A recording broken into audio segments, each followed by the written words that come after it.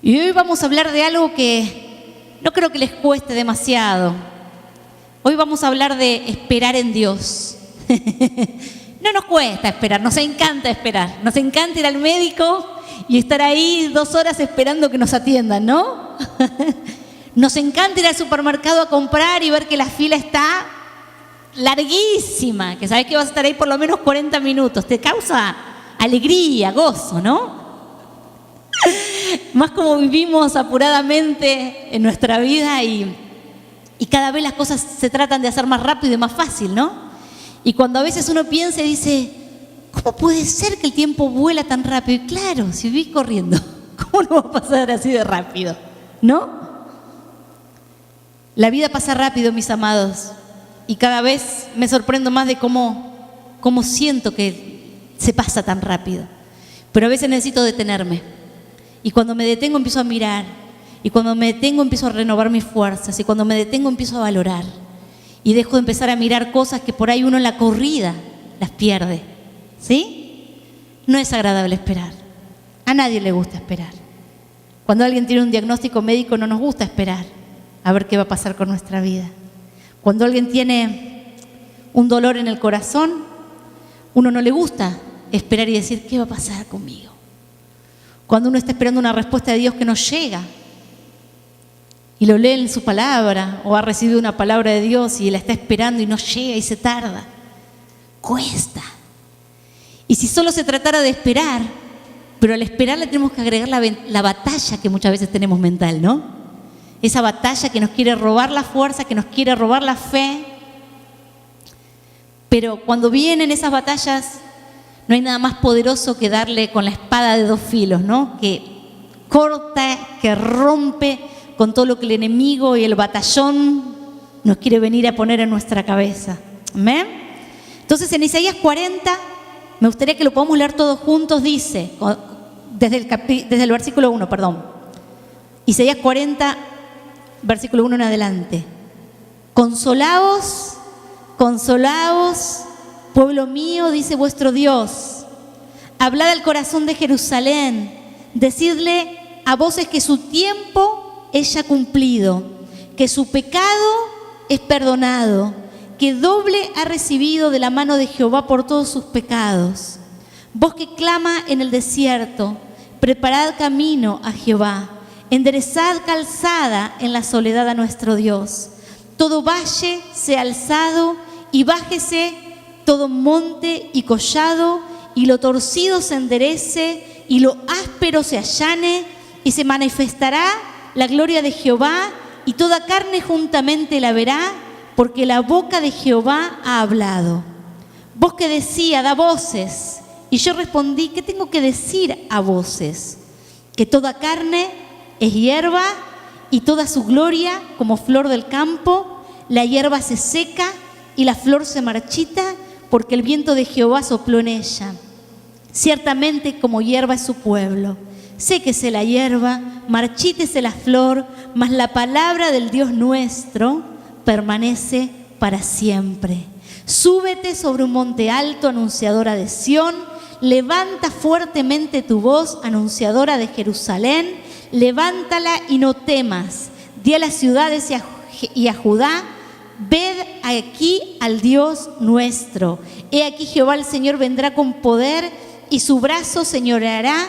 He aquí que su recompensa viene con él y su paga delante de su rostro. Y miren qué hermoso este versículo. Como pastor apacentará su rebaño. En su brazo llevará los corderos y en su seno, contra su pecho, los llevará.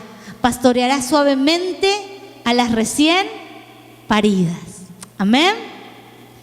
Entonces el principio de este capítulo 40 empieza a hablar de que nuestro corazón reciba consuelo. Si nosotros necesitamos consuelo, es porque ¿cómo está nuestro corazón? Está caído, quebrado, entristecido. ¿Y qué dice el Señor? Habla al corazón del pueblo. Una palabra de Dios, amados, puede romper los 1000 argumentos que se pueden levantar alrededor nuestro. Saben que muchas veces, hablando de la espera, cuando estoy esperando algo que no llega, creo que todos hacemos lo mismo. Hay veces que uno quiere tratar de resistirlo físicamente y se queda sin fuerza. Otras veces vamos a la presencia del Señor y empezamos a llorar. Decimos, Señor, ¿qué pasa? Señor, ¿por qué no llega? Señor, ¿por qué pasa esto? ¿Por qué me pasa esto? Y no sé a ustedes, pero a mí me pasa que cuando esos argumentos me quieren hacer sentir que Dios no está conmigo, que Dios no me acompaña, que Dios no me está escuchando, la misma palabra de Dios que ha sido sembrada en mi corazón empieza a romper esos argumentos. Cuando voy delante de la presencia de Dios, esa palabra de Dios sembrada en mi vida empieza a decir, ¿cómo te sentís sola? Si el Señor prometió estar todos los días con vos hasta el fin del mundo. Y empiezan a levantarse contra todos mis argumentos, contra toda esa batalla y esas cosas que el enemigo sembró en mi cabeza y que le permití que lo sembrara, porque somos humanos, amados, porque nos cansamos, porque a veces las cosas cuestan o tardan demasiado. Entonces, o posponemos nuestro sueño y decimos, ok, listo, ¿será que Dios no lo va a contestar? O nos frustramos, nos enojamos, batallamos y nos deprimimos. ¿Sí? Hoy vamos a ver varios ejemplos o diferentes ejemplos de personas que de lo que Dios dijo que iba a hacer hasta que llegó el tiempo del cumplimiento, pasaron de todo en el medio. Pero Dios es Dios y Dios no miente. Esa es mi verdad firme. Lo que Dios dijo, lo va a hacer. Entonces hay un periodo de tiempo entre lo que Dios en su palabra te prometió y vos decís, wow, Dios cumple sus promesas. Las promesas en Él son sí, amén. Después hay un tiempo que parece que fue un tiempo como de proceso, como que no entendemos, que es el tiempo de espera, hasta que llega el momento en que Dios hace lo que dijo. Dios no llega antes, Dios no llega después, aunque a veces parece o se siente como que es después. Dios llega justo a tiempo. Amén. Entonces, me gusta cuando dice en el versículo 29, 30 y 31, Él da esfuerzo al cansado y multiplica las fuerzas al que no tiene ninguna. ¿Será que hay momentos que nos tenemos que cansar para sentir que Él está dando esa fuerza a nuestro ser? Para que podamos comprobar eso, para que podamos ver lo sobrenatural de Dios. ¿Será que a veces nos tenemos que quedar sin fuerzas para que Él las multiplique y de la nada nos demos cuenta que si estamos parados y que si seguimos vivos y si seguimos adelante es porque Él nos dio esa fuerza? Y me gusta porque Él dice, los muchachos, ¿cuántos acá somos jóvenes? Súper jóvenes, cada día más jóvenes. Se fatigan y ¿qué? Y se cansan, flaquean y caen. Pero los que esperan en Jehová, nosotros somos los jóvenes y somos los que esperamos. Amén. Van a tener nuevas fuerzas. Me gusta porque se levantarán alas como águila. Eso quiere decir que por más que esté cansado, cuando yo estoy esperando en el Señor, me voy a levantar. Dice, correrán y no se cansarán. Eso quiere decir que en el día a día, en la marcha, no me voy a tirar en una cama y me voy a deprimir y no me voy a levantar. Quiere decir que me voy a levantar y voy a alcanzar alturas nuevas en Dios. Quiere decir que voy a correr, aunque esté cansado. Nada más feo que correr cansado, ¿no? Sentís que te está quedando todo, ¿no? Que estás entregando hasta lo que no tenés. Y sentís que te vas a estar más cansado todavía, que la poca fuerza que tenés no te va a alcanzar para nada después. Pero en Dios es diferente. Todo es al revés. ¿Se acuerdan que muchas veces hablamos que el reino de Dios es el reino del revés? Entonces dice que vamos a correr y no nos vamos a cansar. Y que vamos a caminar a un buen ritmo y no nos vamos a fatigar. Mis amados, no lo podemos buscar con lógica. No lo podemos entender con lógica. ¿Saben cómo podemos entender esto? Únicamente por la fe. ¿Sí? Por la fe el justo vivirá.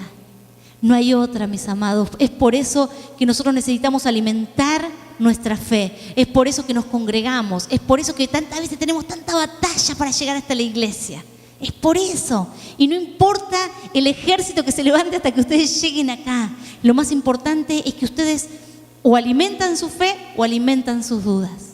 ¿Sí? Y yo quiero que mi fe crezca. Amén. Y la palabra del Señor tiene tanta riqueza y tantos pasajes donde habla de la fe. Pero una de las cosas más poderosas es que dice que la fe viene por el oír la palabra de Dios. Amén. Así que pónganse a la Biblia leída en audio, pónganse la palabra de Dios y esa misma palabra es la que va rompiendo todos los argumentos y todas las cosas de la manera que naturalmente uno recibe las noticias, la forma de la vida, las cosas que uno quiere cambiar, las cosas que no puede cambiar, amén, o las que está esperando en el Señor.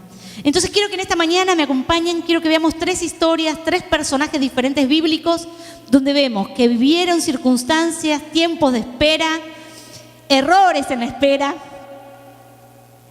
porque a veces digamos la verdad. Y bueno, Señor, como te tardaste, voy a ayudar.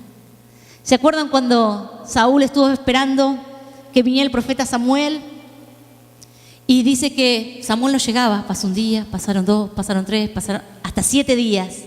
Y dice que Saúl empezó a tener temor del pueblo, porque el pueblo como que lo miraba. Y ustedes saben que Saúl era un rey que era conforme al corazón del pueblo y que el pueblo lo había levantado, pero tenía muchos defectos y muchas debilidades como rey. Y una de esas era su miedo. Y el miedo lo llevó a la imprudencia y a meter la pata más de una vez.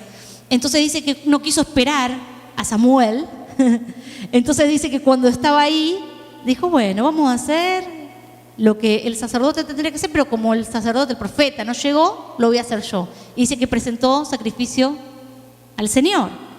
Quizá ustedes con sus ojos naturales dicen, pero ¿qué tiene de malo? Bueno, cada uno tenía que hacer algo.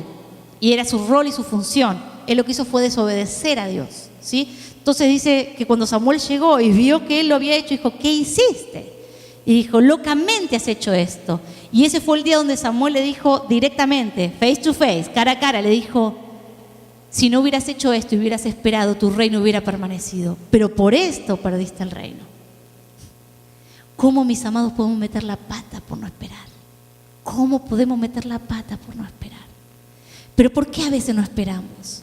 Porque a veces no entendemos cómo Dios quiere trabajar, cómo Dios está orando y si Dios está haciendo algo. Pero ¿saben qué, mis amados? No pretendan entender a Dios. No pretendan que nuestra mente limitada y finita pueda comprender esos planes, esos pensamientos tan altos.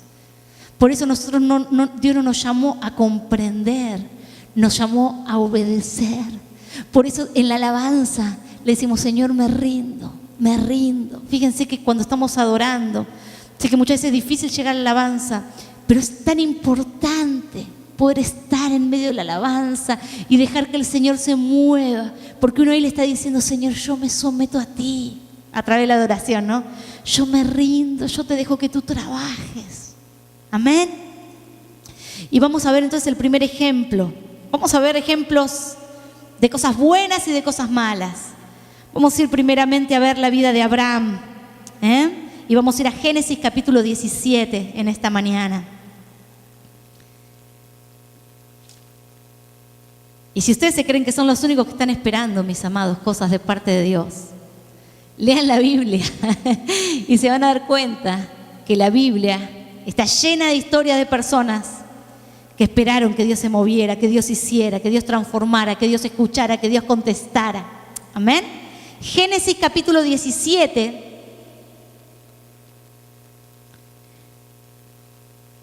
Nos empieza a hablar de cómo Dios empieza a llamar a Abraham.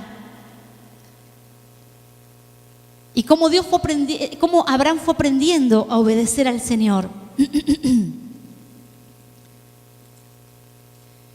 Ya desde el capítulo 12, Dios empieza a llamar a Abraham, pero si miran en el capítulo 12 van a ver que Abraham está cortito escrito. Pero Abraham, con H y A agregado, fue como Dios le cambió el nombre después del pacto que hizo con Abraham.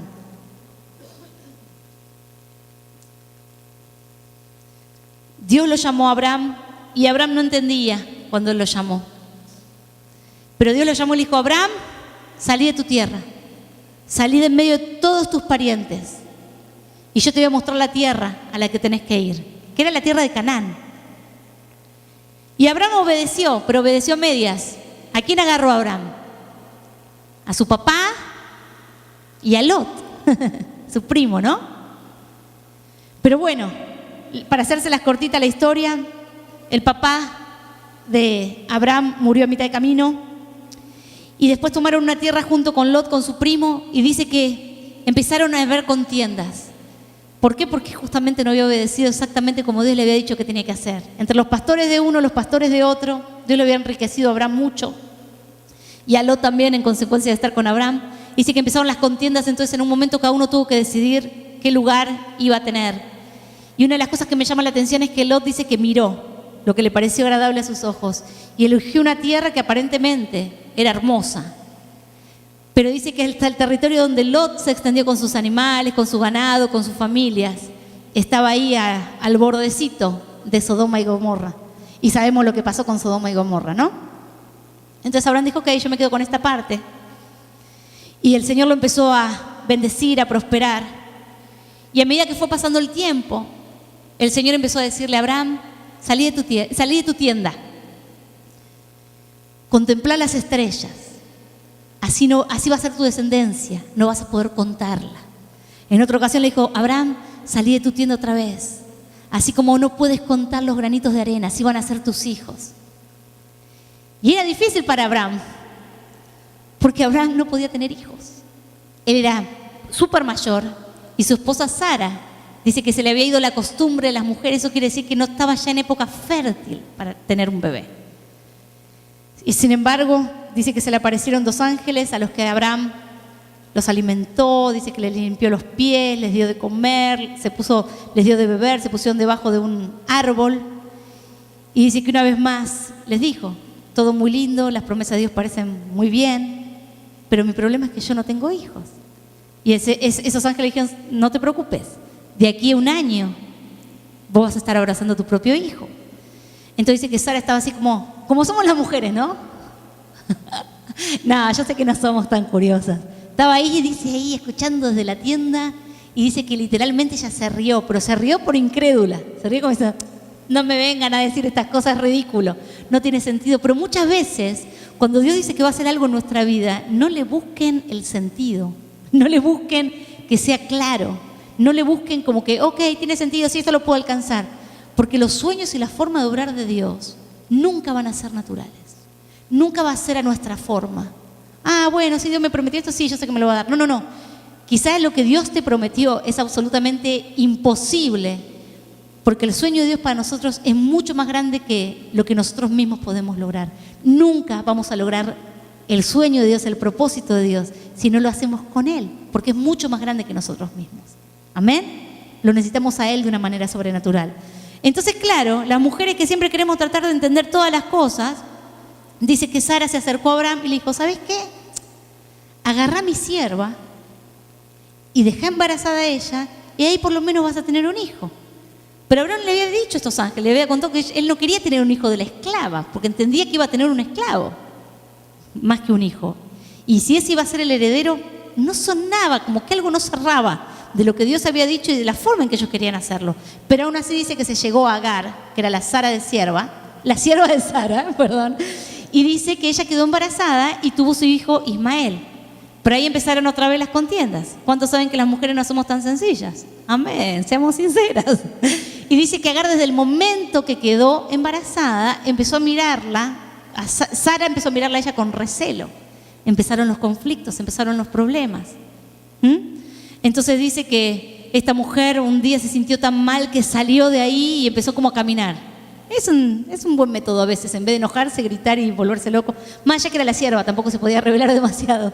Dice que se fue a caminar y en ese momento el Señor le salió al encuentro. Dios le salió al encuentro, le habló, le prometió y le dijo que su hijo iba a pelear toda su vida, que iba a tener contienda toda su vida. Saben que Ismael, de los ismaelitas, vienen los árabes. O sea, lo que Dios dijo es cierto. Es una nación que dijo que iba a ser poderosa, que iba a ser fructífera en muchas cosas, pero que iba a estar en completa guerra con muchísima gente. Así es como, para hacérselos cortos, que Sara finalmente queda embarazada.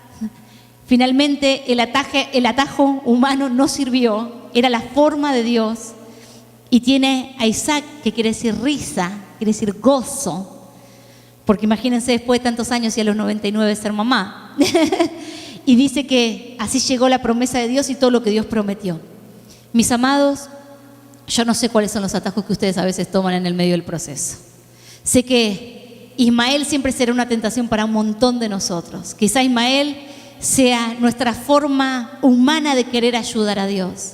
Pero fíjense que Abraham hasta el día de hoy, la consecuencia de su mala decisión o de querer ayudar a Dios, hasta hoy trae complicaciones. O sea, todo está escrito, todo tenía que pasar, aún los errores, aún las equivocaciones, ¿sí? Porque ustedes leen Apocalipsis, obviamente, que ese pueblo con el pueblo de Israel está siempre en batalla, ¿sí? Desde el principio. Pero yo no sé cuál será tú, Ismael. Yo no sé qué es lo que vos utilizás para ayudar a Dios o creer que a tu forma vas a lograr las cosas en Dios. Pero fíjense que la promesa llegó, el tiempo se cumplió y la forma de Dios fue la efectiva. Amén. El proceso siguió después entre Abraham y Dios, pero Abraham aprendió obediencia. Y la palabra de Dios dice que Jesús también aprendió obediencia. ¿Cómo Jesús nuestro Señor? Claro, porque Jesús era 100% hombre y 100% Dios. Entonces Él tuvo que en lo natural aprender a ser obediente al Padre y someter como hombre todas las cosas debajo de Él. Amén. Vamos a ir a José, el olvidado, pobrecito. Vamos a ir a Génesis 37. Génesis 37, 11. Perdón que no les estoy haciendo leer demasiado, pero quiero que ustedes puedan ir viendo un poquitito todo.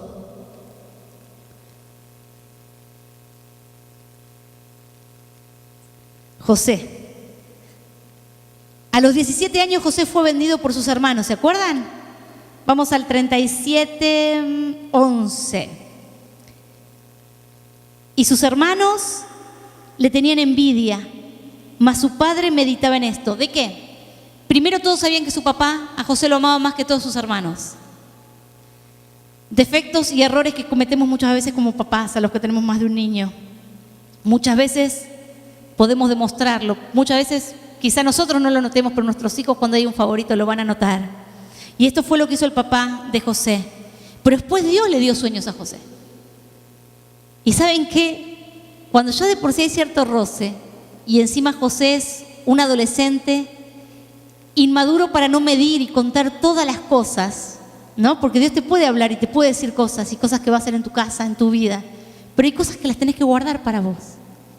Cuando el ángel le habló a María de todo lo que ella iba a hacer, de lo que iba a lograr, de cómo ella iba a quedar embarazada por obra y gracia realmente del Espíritu Santo, una de las cosas que resalta la Biblia es que María no lo habló con nadie. Se calló. Guardó todas estas cosas en su corazón. ¿Sí? Pero este José, de 17 años, siendo María más joven que él, porque María tendría como unos 13 años cuando pasó todo lo que pasó. José, con 17 añitos, empezó a decir: ¡Hey, muchachos! ¿Saben qué? Tuve un sueño. ¿Saben qué soñé? Que había espigas, unas alrededor de otras, pero había una espiga que era yo, que se levantaba más alto que ustedes, y ustedes todos se rendían ante mí. Ya, como decimos en Argentina, ya había pica, ya había algo que molestaba. Con eso se lo querían comer. Después tienen otro sueño, que el sol y las estrellas todos se inclinaban ante mí. Entonces vos decís: o José, vos tenés un problemita grande con tu imagen y tenés que solucionarlo, o realmente es Dios. Te dijeron: así que este se cree muy grande, se cree muy listo, se cree mejor y que todos nos vamos a inclinar ante él. Ok, ahí comenzó una batalla, empezaron los hermanos a confabular un plan contra él, ¿se acuerdan? Y su papá un día le dice: ok, anda a chequear a tus hermanos dónde están. Y cuando él está yendo, ellos no estaban ahí, alguien los manda a otro lado, donde estaban supuestamente los hermanos. ¿Y qué pasó? Cuando los hermanos los ven venir, se empiezan como a burlar y dicen: ahí viene el soñador, ahí viene el que se cree la última Coca-Cola del desierto. Vamos a meterlo en la cisterna y que se muera. Las cisternas eran pozos grandes, ¿se acuerdan? Donde estaba el agua. Pero en la cisterna que lo tiraron y lo echaron, estaba vacía, no había agua. Entonces dice que uno de los hermanos dijo: en vez de matarlo, hagámoslo dinero. Viste que siempre en las familias hay un poquito de variedad, ¿no? Una bendición el hermano. Entonces dice que cuando volvió para agarrarlo, ya los ismaelitas, los madianitas, lo habían agarrado a José porque lo encontraron y se lo estaban llevando para Egipto como esclavo para venderlos al precio que ellos lo iban a vender, que eran 20 piezas de plata. Dice que entonces José, fíjense, en el versículo 18, para los que están tomando nota, empieza la conspiración.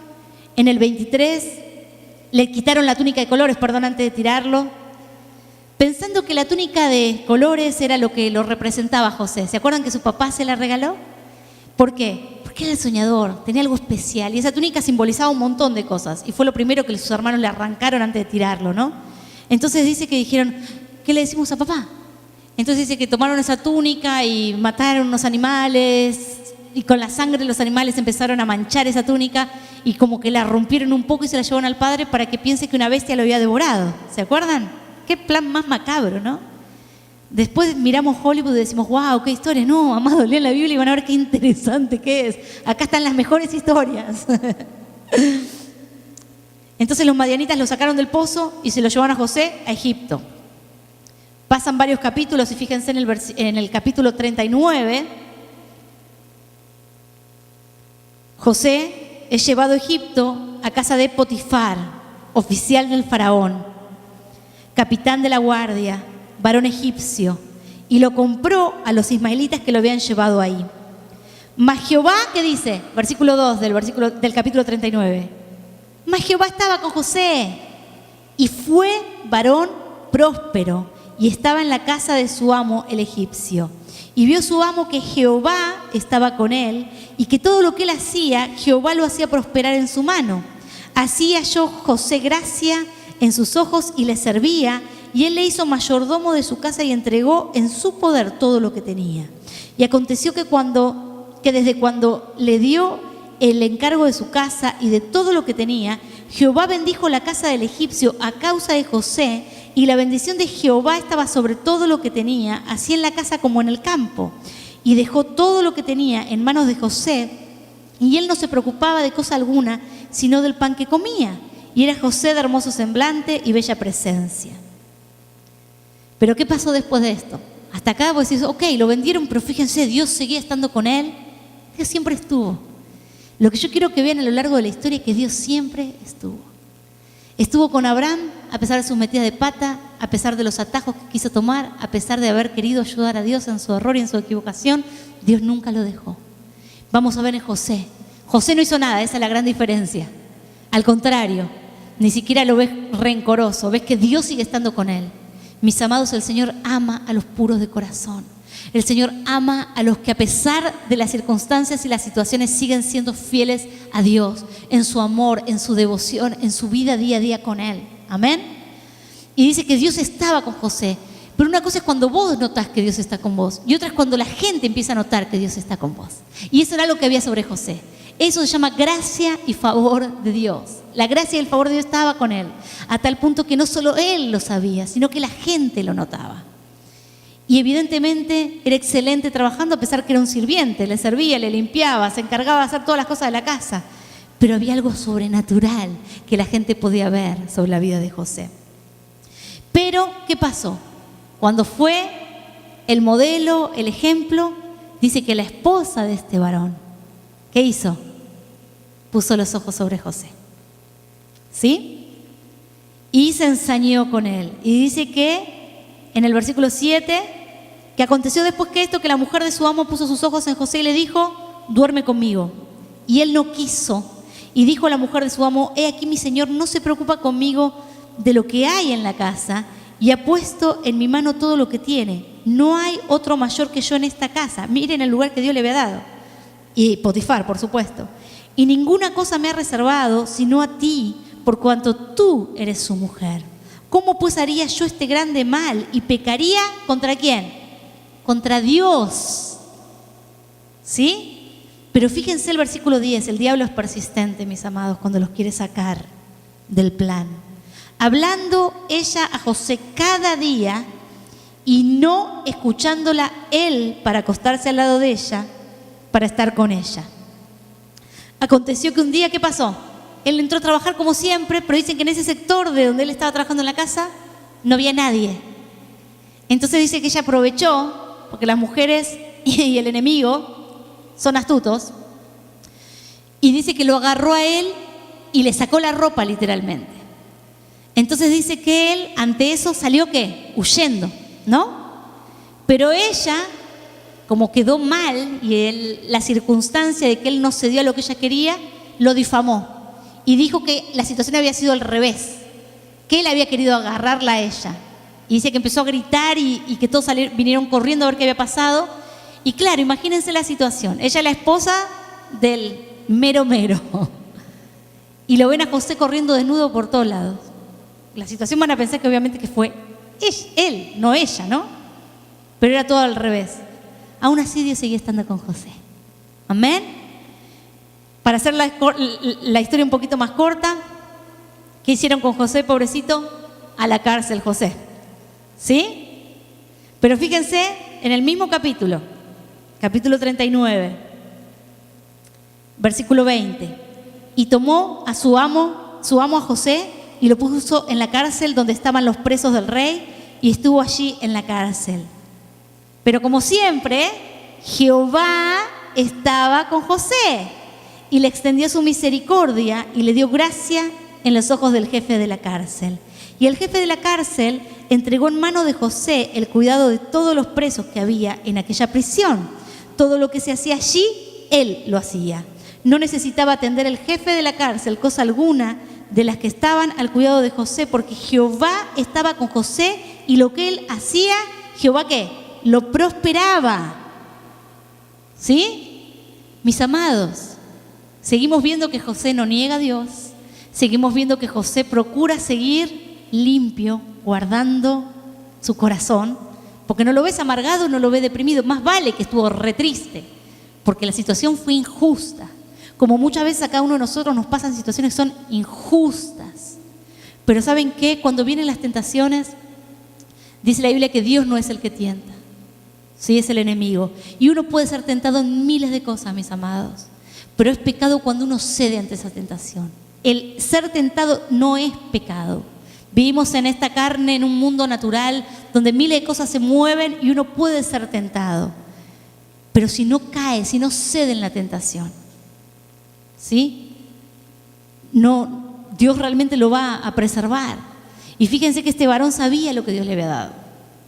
Quizá en el principio podía ser inmaduro, quizá no supo cómo manejar las circunstancias, quizá se tendría que haber callado la boca y no provocado, diciendo, ay, Dios va a hacer esto conmigo, ay, Dios va a hacer aquello, ustedes se van a inclinar.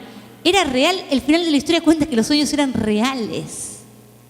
Pero a veces tenemos que ser cuidadosos, ¿sí? Una vez más está en la cárcel, injustamente, como estaba en la casa de Potifar, como un esclavo, injustamente, pero él mostraba a su Dios donde quiera que él estaba. Y dice que otra vez Dios le dio gracia, el jefe de la cárcel le dejó a cargo de la cárcel, ¿sí? Él tenía un liderazgo, tenía una forma que evidentemente era especial y tenía la sabiduría para manejarlo. Pero en el capítulo 40 de Génesis empieza a contar cómo dos personas diferentes que estaban presas, que habían trabajado para el rey, tienen dos sueños y no tienen interpretación de esos sueños. Entonces José, cuando escucha, él dice, ok, del Señor viene el interpretar los sueños, solo Dios puede dar la interpretación. Pero dice, a ver, cuéntenme el sueño, ¿cómo fue? Entonces dice que le empezaron a contar, fíjense en el versículo 5 del capítulo 40 de Génesis, dice, y ambos, el copero y el panadero del rey de Egipto que estaban arrestados en la prisión, tuvieron un sueño. Cada uno su propio sueño en una misma noche, cada uno con su propio significado. Vino a ellos José por la mañana y los miró y aquí estaban tristes. ¿Ven? Él tenía ese liderazgo que se fijaba y se daba cuenta como la gente de alrededor estaba. Y por ahí ustedes dicen, bueno, pero en la cárcel todos pueden estar tristes. No, esto era diferente. Y él preguntó a aquellos oficiales del varón que estaban con él en la prisión de la casa de su señor, diciendo, ¿por qué parecen hoy mal vuestros semblantes? Y ellos dijeron, hemos tenido un sueño y no hay quien lo interprete. Entonces José le dijo, ¿no son de Dios las interpretaciones? Contádmelo ahora. ¿Ven que él sabía que Dios estaba con él y en él? Entonces el jefe de los coperos le contó el sueño a José. Entonces ahí cuenta un poquito y le da la interpretación, y para hacérselas cortas la interpretación del sueño era, ok, a vos en tantos días te van a restituir el lugar de trabajo y vas a volver a ser el copero del rey, vas a probar, ¿no?, la bebida antes de que el rey lo tome, y a vos que sos el panadero, a vos te van a matar en tantos días. Así exactamente como José lo dijo, fue hecho. Pero al copero que le fue devuelto su trabajo, le dijo, acordate de mí cuando estés con el faraón, acordate de mí. Y él dijo, sí, pero como él salió de su crisis, empezó a disfrutar y se olvidó. ¿Sí? Por eso digo, pobre José, el olvidado parecía. Olvidado quizá por las personas, pero nunca por el Señor. Amén. Para hacérselos un poquito más cortos, el proceso de José, desde lo que Dios habló y sus hermanos lo vendieron, hasta que fue el segundo de Egipto, ¿sí? Pasaron 32 años. No, perdón, él tenía 32 años, pasaron 15 años, ¿sí?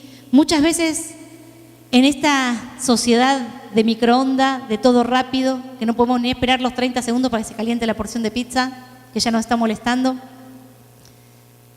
uno quiere todo ya, rápido y ahora. Pero no nos damos cuenta que las mejores comidas son las que se cocinan en horas, en el horno. Las que dan más trabajo, tienen otra textura, tienen otro sabor, no se enfrían tan rápido ni siquiera. ¿Vieron que cuando apenas lo sacas del microondas, si no lo comes rápido, enseguida está frío? O sea, lo que tarda y lo que se toma su tiempo para ser procesado, da otro fruto. Quizás vos decís, ok, pobre José, una tras otra, ¿no? Este hombre no hizo nada, los hermanos lo vendieron, lo traicionaron, lo abandonaron, lo hicieron pasar por muerto, después lo agarraron, la esposa del jefe se metió con él no hizo nada, aún así terminó en la cárcel. ¿De qué sirve seguir a Dios? ¿De qué sirve esperar? Si mirá todas las cosas que pasan a pesar de que estoy en Cristo. Mis amados, nosotros no podemos ver en el tiempo de proceso cuál va a ser el resultado final, ¿sí? Por eso hoy estamos hablando de esperar en el Señor. Hay dos formas de esperar. O esperás en tus fuerzas y por tu propia cuenta, o esperás en el Señor. Y si vos esperás en el Señor, vas a ver un resultado. Si no esperás en Dios y te impacientás y querés ver todo resuelto y todo ya y ahora, no vas a llegar a nada, no vas a alcanzar nada. Amén. Pero fíjense, Jehová seguía estando con él.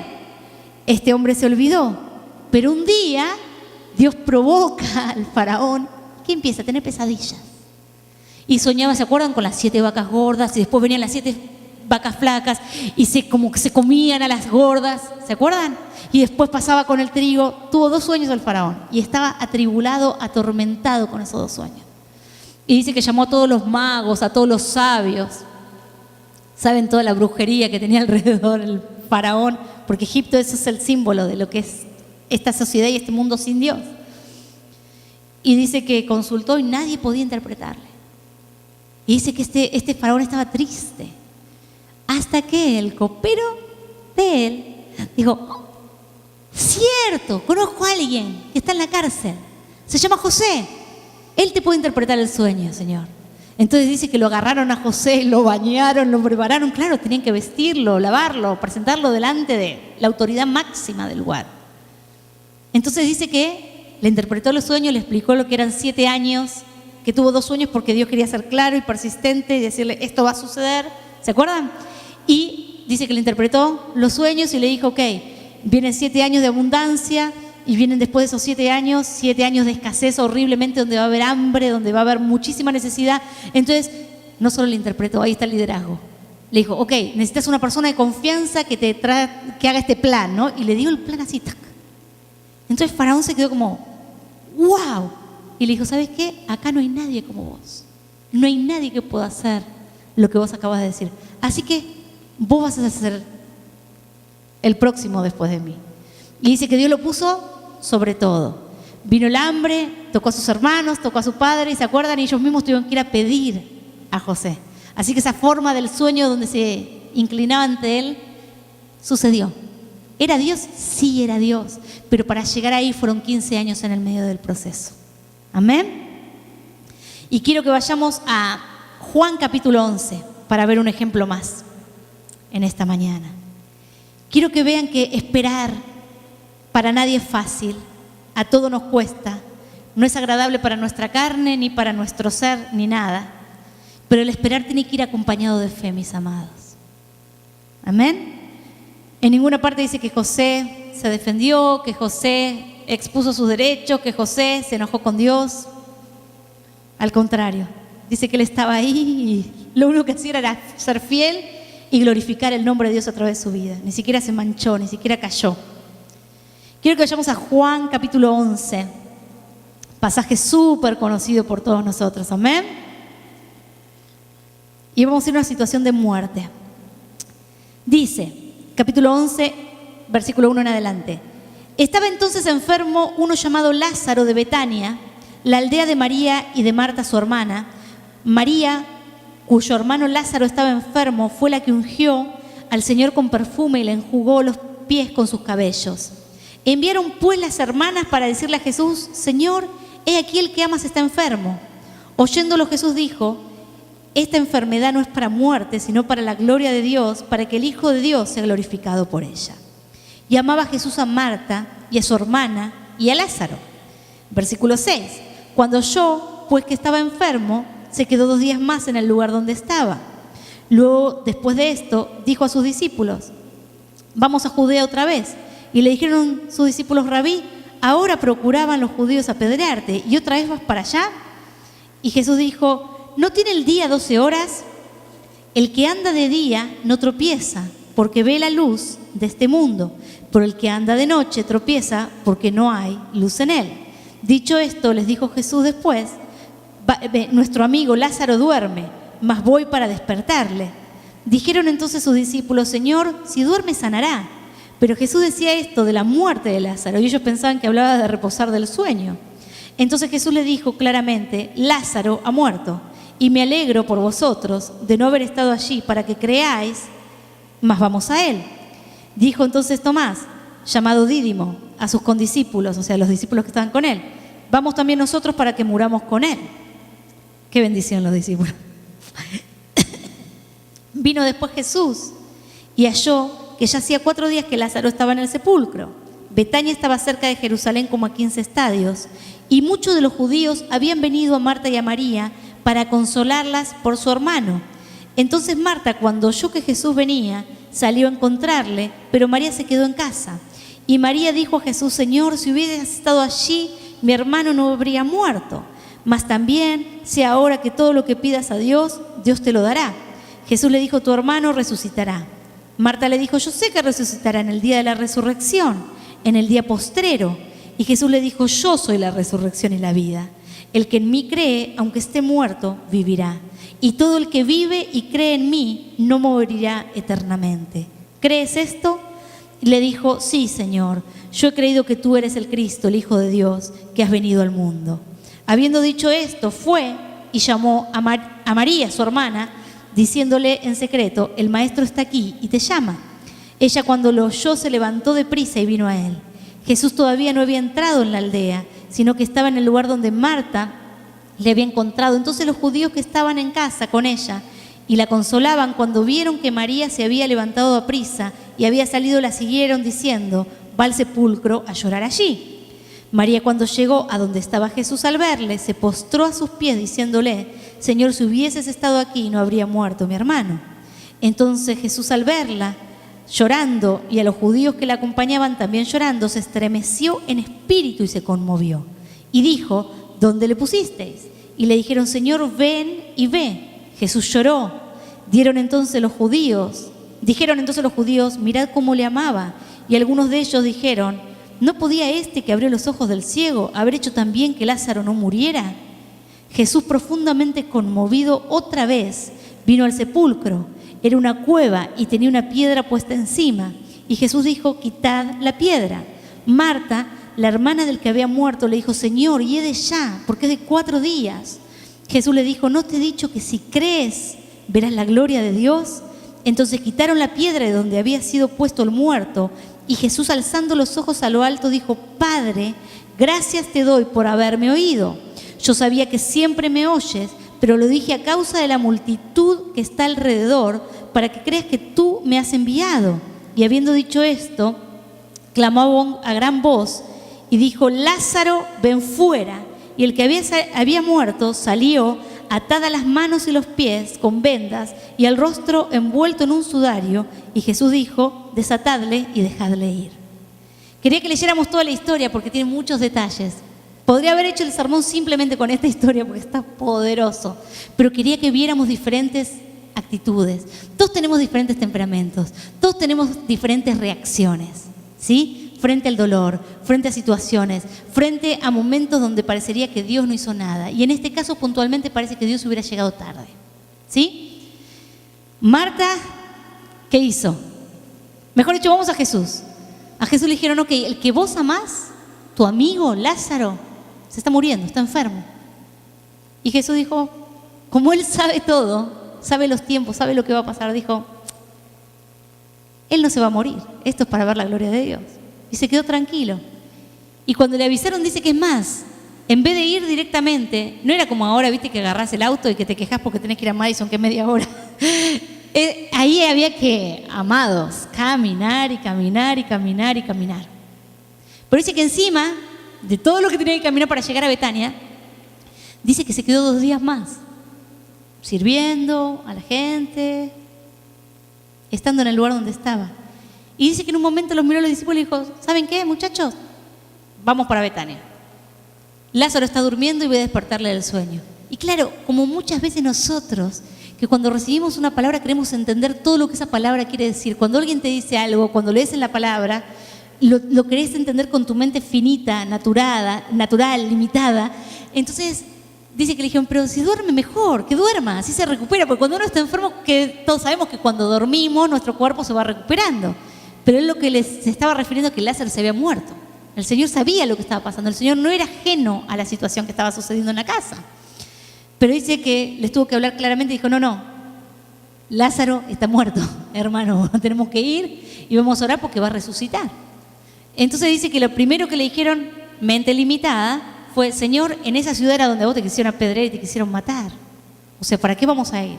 Te van a dar duro de nuevo. Y otro Tomás, que es famoso, ¿se acuerdan? Que cuando Jesús resucitó fue el primero que le dijo, a ver, ¿y puedo tocar?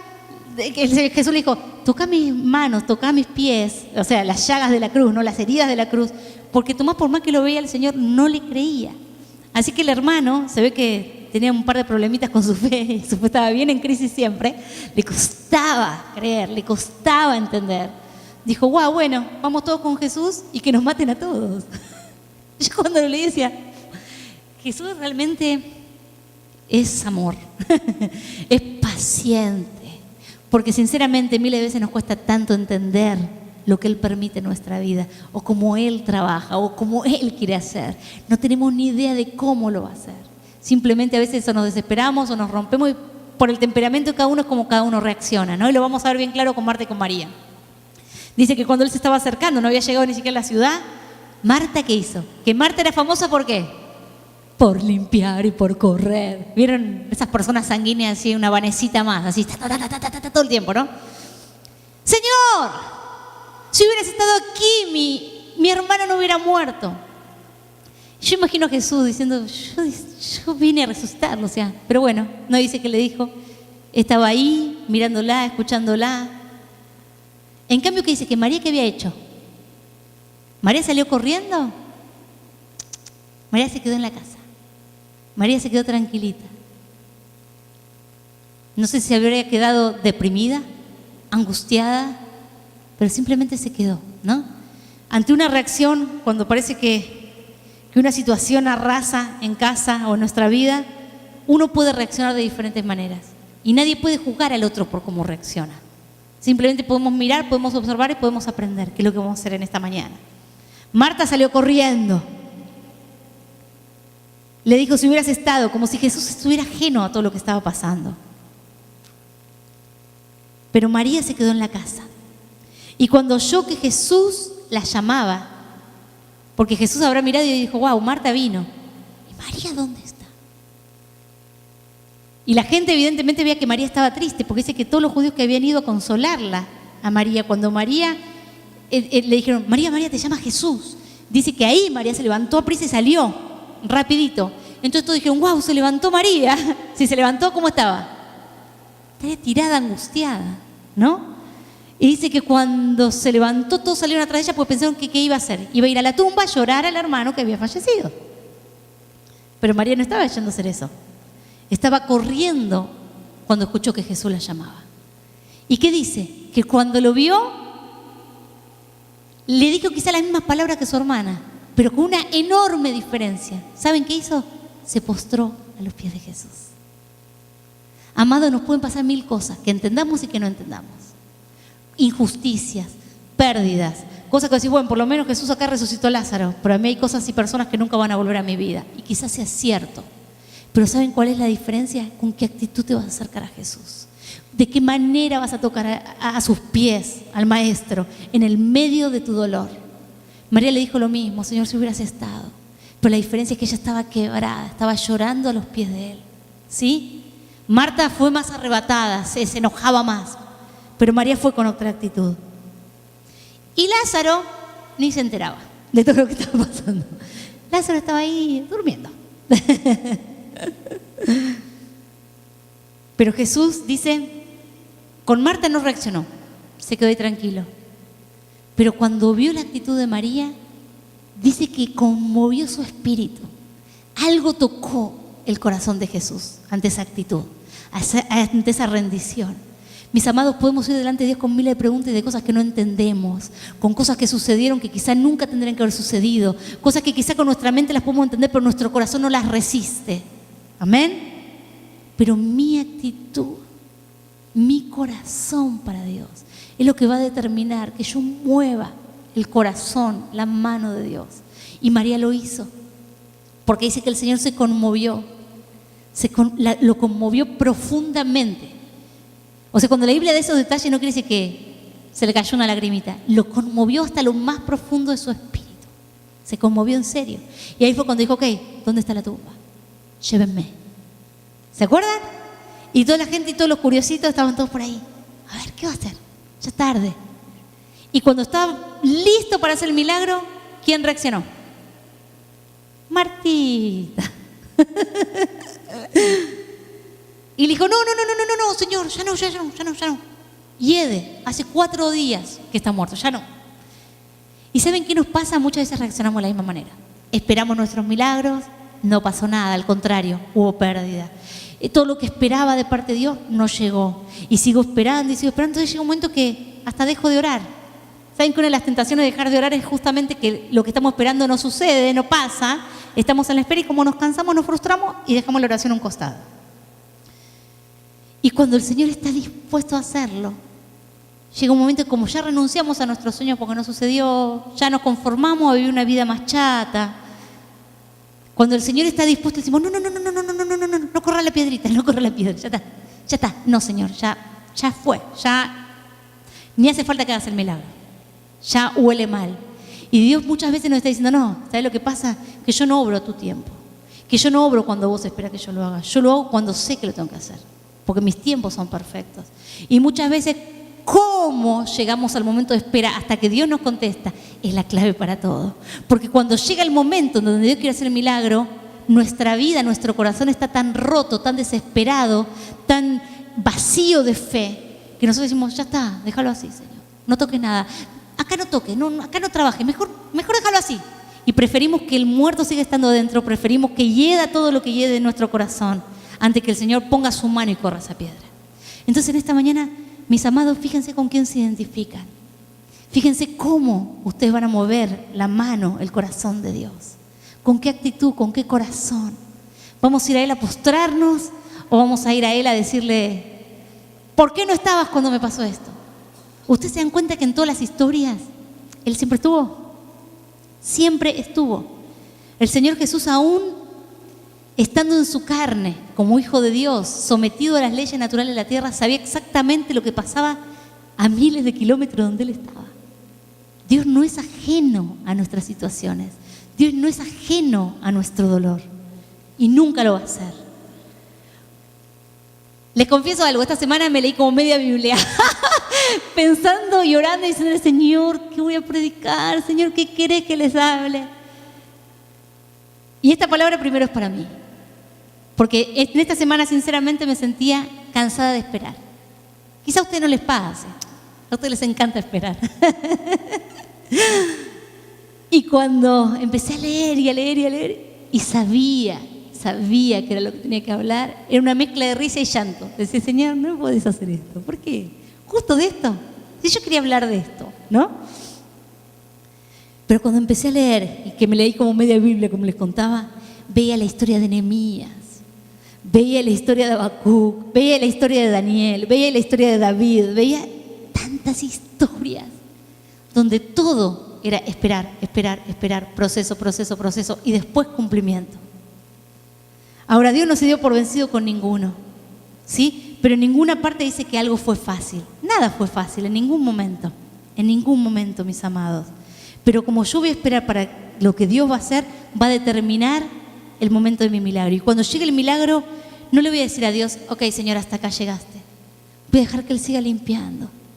Con las prédicas del pastor, mis amados, los últimos meses, nosotros con el pastor sabemos que las prédicas han sido fuertes. Y para mucha gente aún en internet nos han dicho que les cuesta escucharlas porque duelen. Y saben que nosotros lo decimos la verdad con amor. No es que les tiramos con la Biblia por la cabeza para lastimarles. Jamás. Nosotros simplemente somos vaso de barro. No nos creemos nada ni nos creemos los mejores. Y simplemente lo que estamos haciendo es obedeciendo. Y por meses el pastor lo que está predicando es para limpiarnos, para ser libres, para caminar en la libertad con la que Cristo nos hizo libres. Y hay dos reacciones: o te enojas y te enojas con el pastor, o querés dejar de venir a la iglesia, o te quebrantás y dejas que Dios obre y trabaje en lo que tenga que trabajar. ¿Puede doler? Sí, puede doler la palabra. ¿Puede ser fuerte? Sí, puede ser fuerte. Pero ¿saben qué? Es para el proceso, para ayudarlos a que cuando llegue el momento en que la piedra va a ser removida, tu corazón esté preparado para eso, esté listo, y que lo que Dios quiera darte y lo que Dios quiera vertir sobre tu vida lo puedas conservar. Si no, es como si fuéramos un colador y que los agujeritos por donde recibimos la unción, la presencia de Dios, como Dios se mueve, como Dios nos llena, se va yendo para afuera. Y ¿saben lo que Dios quiere? Es que nuestra vida, que muchas veces Él la compara a una armadura, esté bien, todo bien cubierto, ¿sí? Todos los frentes cubiertos. De nada nos sirve estar con el escudo del cuello para abajo si no tenemos un buen casco en la cabeza. Amén. Entonces, lo que muchas veces la palabra de Dios hace a través de las predicaciones y eso, es empezar a tratar en áreas donde es necesario y donde Dios quiere obrar. Entonces, quizá en vez de enojarte, en vez de resentirte, decir, wow, ¿cuándo va a terminar el pastor de hablar estas cosas que son tan duras, tan difíciles? En vez de eso, quebrantate. Es más fácil. Acorta el proceso, acorta los tiempos. Quebrantarse quiere decir rendite. No lo resistas. Cuanto más trates te vas a sentir más amargado, más angustiado, con menos fuerzas. Pero cuando uno tiene el corazón que quiere que Dios obre, que quiere que Dios cambie, que no importa cuánto tiempo hace que estamos esperando. Mis amados, yo no veo lo que vemos con nuestros ojos naturales en la iglesia. Yo veo cómo estamos tirando las redes, yo veo cómo estamos predicando. No importa cuántos llegan el domingo, no es lo que mis ojos ven. Es lo que Dios está viendo, lo que Dios va a hacer con la iglesia. Es como Dios está tomando sus vidas y sabe que tiene un propósito para ustedes. Y no importa en el lugar y en el momento que ustedes estén hoy, porque el punto es que lo que Dios prometió, a pesar del proceso, a pesar de que quizá quisieron ayudar a Dios, a pesar que a veces la desilusión los encontró y sintieron que Dios no les contestó, y sin embargo de a poquito fueron perdiendo la fuerza, de a poquito fueron perdiendo la oración. ¿Para qué voy a orar si igual Dios no me contestó? ¿Para qué voy a orar? ¿Para qué voy a permanecer? ¿De qué sirve si mira todo lo que me pasa? Esos son mentiras, son argumentos del diablo. ¿Saben para qué? Para alejarlos del propósito de Dios. Si en este día ustedes están acá, es porque Dios quiere hacer algo y no se va a detener hasta que Él cumpla lo que prometió sobre sus vidas.